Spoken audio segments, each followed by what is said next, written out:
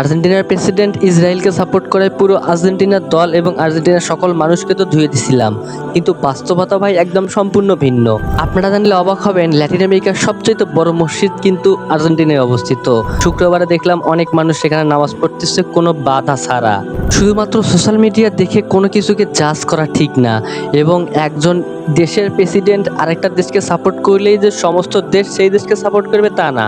আর্জেন্টিনার প্রেসিডেন্ট ইহুদিদের অর্থাৎ ইসরায়েলকে সাপোর্ট করে, কিন্তু আর্জেন্টিনার সকল মানুষ ইসরায়েলকে সাপোর্ট করে না। এবং আজকে একটা জিনিস দেখলাম যে একটা মেয়ে অনেক জোরে চিৎকার করে করে বলতেছে আমাদের প্রেসিডেন্ট ইসরায়েলকে সাপোর্ট করতে পারে কিন্তু আমরা সাপোর্ট করি না। আরেকটা এমন নিউজও দেখেছিলাম, আর্জেন্টিনার অনেক মানুষ ফিলিস্তিনের পতাকা উড়াচ্ছে এবং ফিলিস্তিনদের পক্ষে কথা বলতেছে, যে বিষয়টা সত্যি অনেক ভালো লেগেছিল।